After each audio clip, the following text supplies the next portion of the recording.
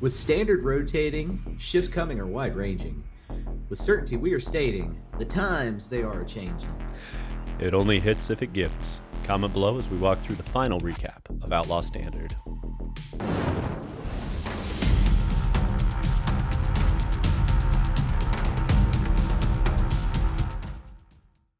Alrighty, gang. We have taken the past month to focus on the Pioneer meta, in part because summertime for Standard is kind of dead, and in part because the RCQ format has been Pioneer, and we want to focus on helping people qualify. However, now that we're heading into rotation, it's time to refocus on Standard, starting with wrapping up where the metagame finished and crowning the winner of our bet.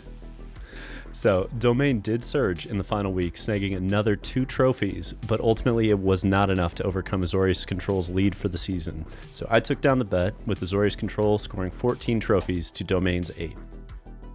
Yeah, well, speaking of Domain's late surge, it also climbed to the top of the tier list for the first time in nearly 2 months, ending the season with Atraxa atop the ladder, 6 top 8s, 2 trophies across 4 tournaments is the kind of dominance we've come to expect from our noble queen. Orzhov Aggro took the place of Esper Midrange over the course of the season, perhaps foreshadowing what's in store for the future with Rafine rotating out at long last. 5 top 8s was a solid finale to the season for this archetype. Oh yeah, and Boros Convoke quietly snagged 5 top 8s and a trophy of its own to end the season. Despite all the sweepers and rampant hate running around recently, this list is honestly just too fast to catch. Azorius Control took 3 top 8s and a trophy as it said the final goodbye to Wandering Emperor and Memory Deluge going into rotation.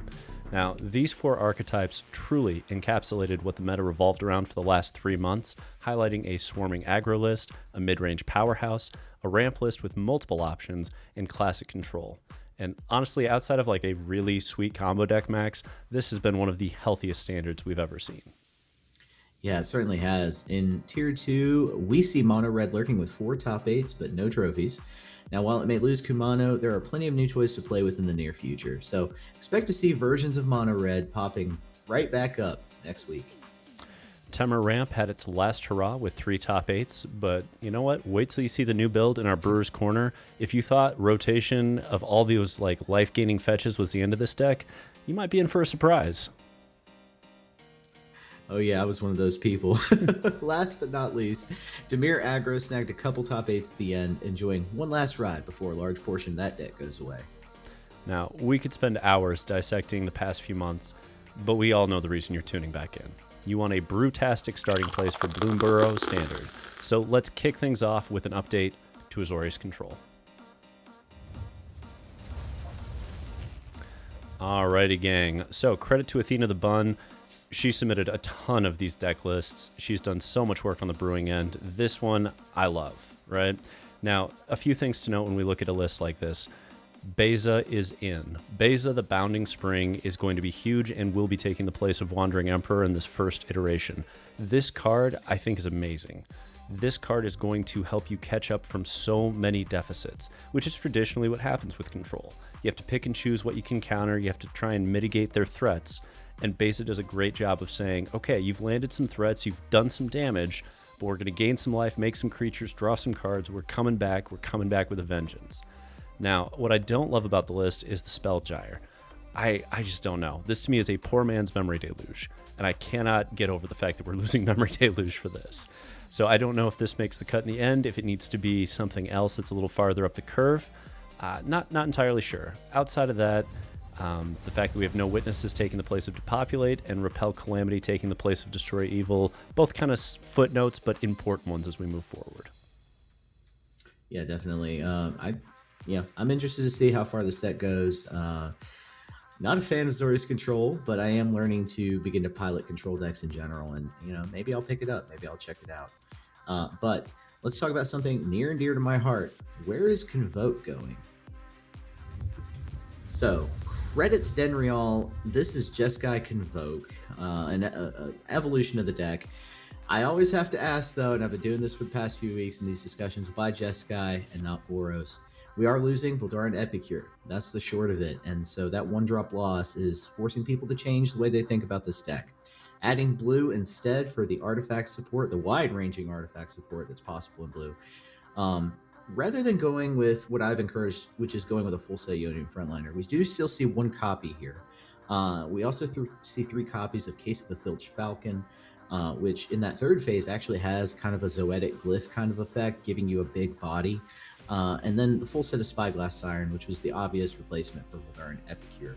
We do, speaking of Zoetic Glyph, see 1 copy of that card here. It's a very cool card, very effective in the Simic Cookies deck. I've seen the power there, so maybe some more copies possibly. Still, this is primarily a Knight Errant of Eos build of Convoke.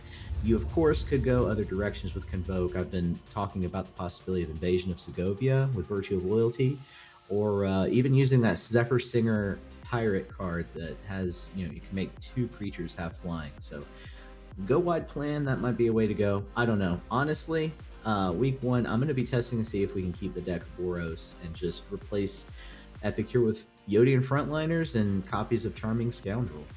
I mean, there are definitely going to be questions about the mana base if we go into Jeskai. Can we actually support it? Like, do we lose pieces we need or take too much damage, or is the consistency even there? There's a lot to get answered for. Clearly, it's going to take a downtick in its power level. The question is, will that downtick be too much? But speaking of decks that are taking a downtick and we don't know if they'll survive, let's head on over and talk about Jund Analyst.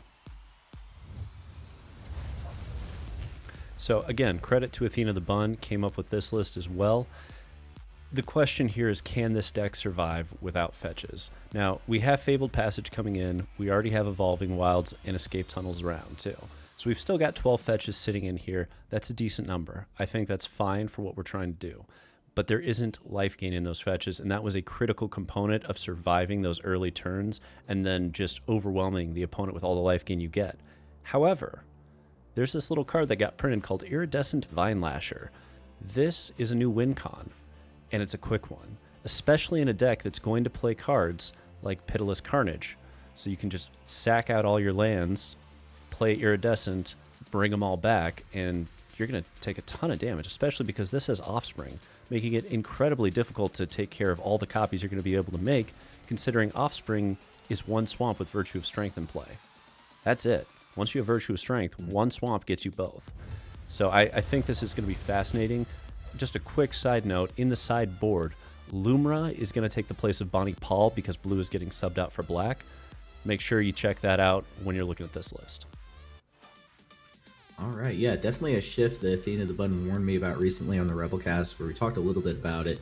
And yeah, the same question I have for it as well is it going to survive without that life gain? So we'll have to see week 1 what it does. But speaking of a deck and a deck that we haven't seen in quite some time that's coming back, there's some power in Mono Black Midrange.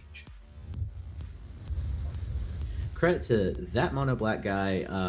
Let's take a look at this list. He's a Mono Black brewer, and I always love the ideas that he puts out for that archetype. We've got, of course, the 4 Iridescent Vine Lashers. There's no crazy land battle plan here with this card. It's just a good card that scales, and it's just a way to ping your opponent over and over again. I've asked the question if we want Fabled Passage in here to kind of add to the damage, but probably not. It is a monocolor deck. You don't really need it. The Offspring ability is actually a good way to build up damage later in the game. And then for Cruel Claw's Heist, I think this card is personally better than Outrageous Robbery. I know it says that you can gift a card, but I'm going to tell you right now, my opinion on gifting is that it's not as valuable as people think it is. People are warning that, giving your opponents cards, historically, of course, in Magic, you don't want to do that, but you're stealing their best card, and you're going to be able to play it later. I think that's enough to warrant gifting a card here. Feed the Cycle, 2 copies of, does target creatures and planeswalkers. However, I want to ask, is this better than Go for the Throat, Shoot the Sheriff? I think that's going to depend on how much Planewalker play there is, but in light of Wandering Emperor leaving, I don't know that there's going to be that much. Fair.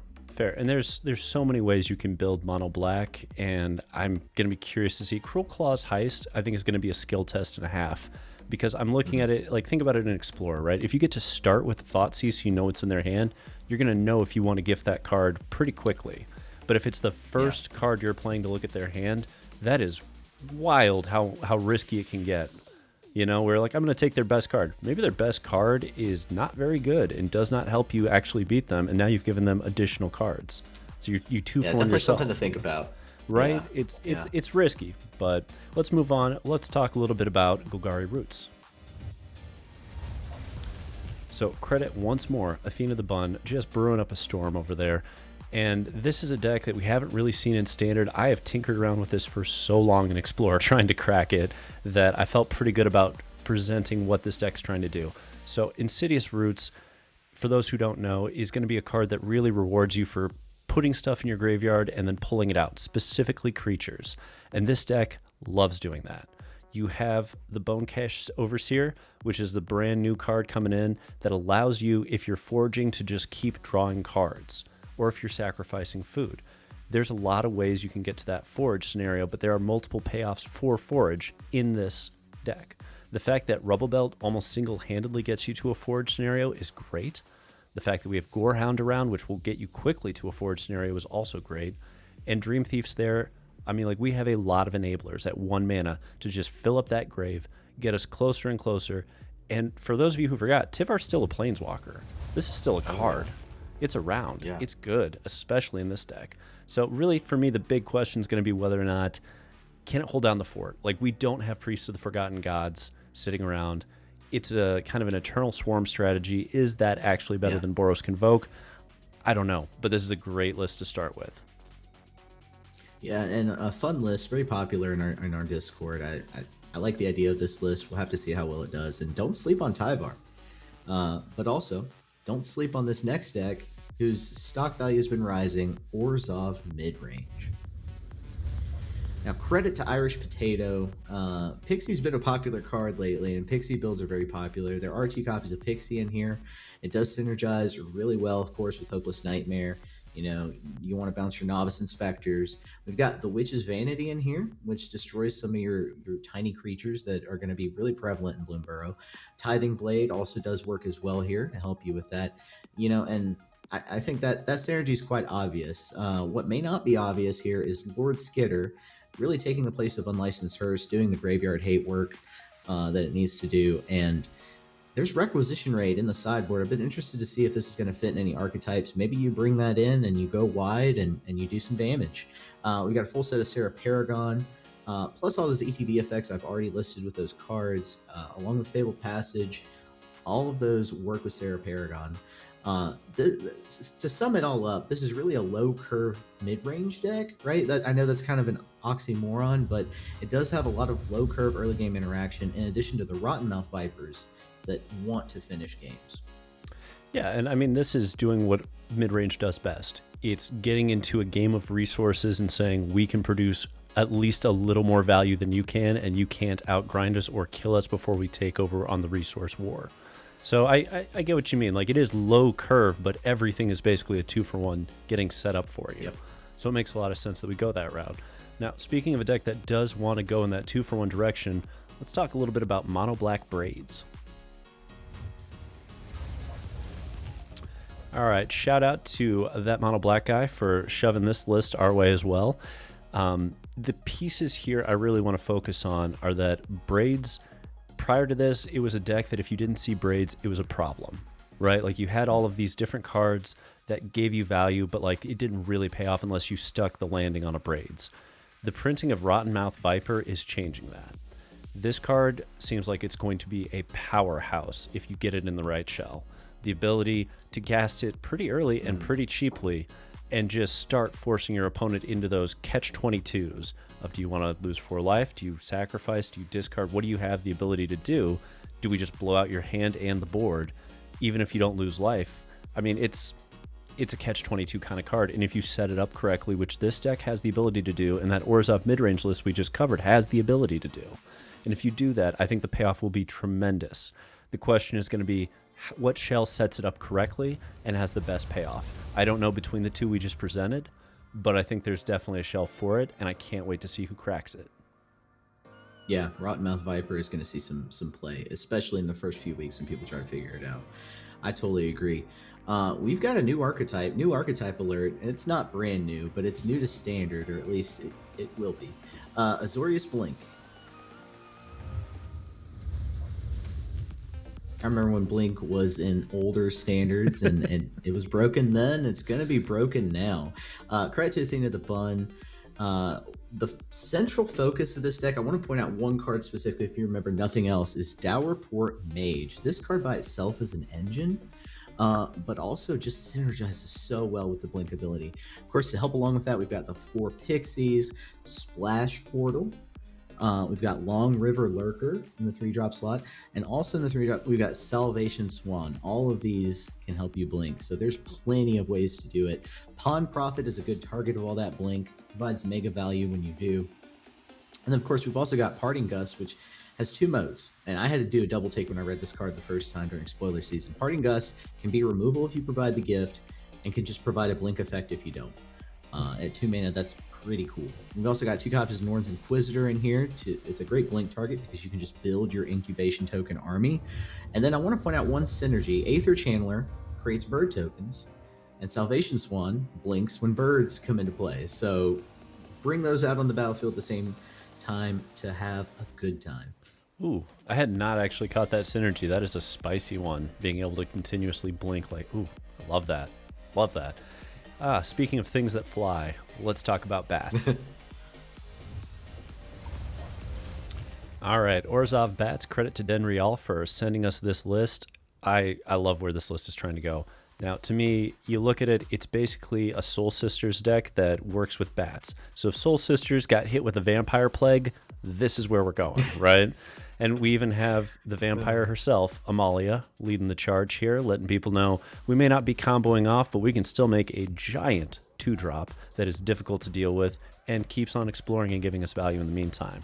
We've got the classic Deep Cavern Bats rolling, the new one to the whole equation, Essence Channeler. This card looks amazing to me. The fact that you're going to have a bat that transfers counters on death makes it so difficult to deal with. Also, Dark Star Augur, Bob times 2. I cannot wait to play with this freaking card. I'm so excited. I'm also super excited to mess with Zoraline Cosmos Collar. I think this is going to be a great shell for Augur. I think it's going to be a great shell for Zoraline. The fact that you have access to pest control on the sideboard means you already have built-in hate for Convoke. Like, it's got a lot of tools. Again, this list isn't clean yet. This is week 0. We're still trying to build it up and figure out which slots need to go. But this is a good shell to start with, I think, if you're trying to get into the bats. I think so too, and I even built a different version of bats for the Rebel cast. Go check that out if you want to see that version. It leans more into the bat synergies, and Lunar Convocation was the card that sort of made me think about it.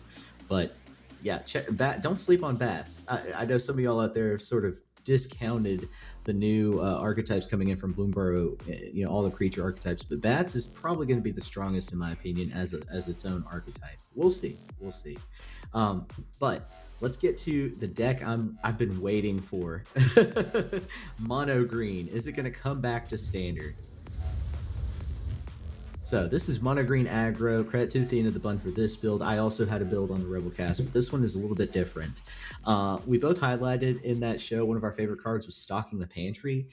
This is in the sideboard for your grindier matchups in this list. I mainboarded it, so whether you want to mainboard it and make it an all 1/1 counter mono green, or whether you just want to sideboard it with some of that synergy in the main board for the grindier matchups, that's up to you. There's definitely going to be some different builds of this. So let's talk about the 1/1 counters in the deck. We have Evolving Adaptive, which is still here. We have the new card Paw Patch Recruit, which helps against a lot of single target removal, right? Gives you some longevity there. Sharp-Eyed Rookie, don't sleep on that card. That's also in here. And then another card that gets less play than usual, Doomscar Warrior. All of these add 1/1 counters, in case you were wondering. And then, of course, Bloated Contaminator proliferates those counters. So there's that as well. Scrap Shooter, I just want to point out, it is a 4/4 body for 3 mana value, which is great by itself, but then having the Destroy Artifact and Enchantment mode, that might do some work. And honestly, I look at that Scrap Shooter and I kind of wonder if it's going to make a splash into Pioneer, because the ability to throw that into Green Devotion seems real spicy, and it triggers Kiora, it triggers Outcast Trailblazer like that. It's got 2 Devotion. That might end up getting slotted into Pioneer. That card might be that good. But you'll have to tune in next time we do this, because we're going to be testing all these concepts out and we're going to keep messing around with some different ideas. And that is going to bring us to our final segment, predictions for the upcoming week. Now, Max, we've looked at 10 brews tonight. Obviously, we don't know exactly where the meta is going to be, but what are your predictions going into week 1 of Bloomburrow Standard? Well, let's start by looking at the tier 1 decks that survived to thrive post-rotation. Convoke can theoretically survive by pushing into Jeskai. The question of whether the mana base can handle that is still a debate. Personally, as I've said, I'd really like to keep testing it as a Boros deck for now. On my end, I mean, I look at Azorius Control and it loses the best 4-drops it ever had. But if we change over to that more creature-centric build, we gain Beza, which looks to be an absolute house at catching back up and stabilizing. Now, the draw engine, as I mentioned, Spellgire, I'm less certain of. But we've got some time to experiment, Max. I think we'll get there. Yeah, definitely. And Orzhov Aggro and or Midrange both maintain high levels of viability post-rotation, but there's certainly a question how deep we want to push into the grindy value train. Will Rotmouth Viper evolve the archetype, or is that card too situational? Moving down the line, Temur Analyst, it's gone. It's not coming back. But can Jund Analyst compete with the new Iridescent Vine Lasher as a supplementary win condition? Now, I am not counting this archetype out until we see where that first month settles. And those are just the easy adjustments. Stay tuned as we'll return once more in the first week of August to keep you up to date with the latest and greatest hits Standard has to offer post-rotation. Now, a special thank you to our Discord community for sending us all these spicy brews, and a shout out to all our YouTube members for staying loyal during a dry summer of Magic. Oh yeah, be sure to comment below. Tell us your favorite new brew. We'll be back next week with more analysis. Until next time, Rebels, untap, upkeep, resist. Resist.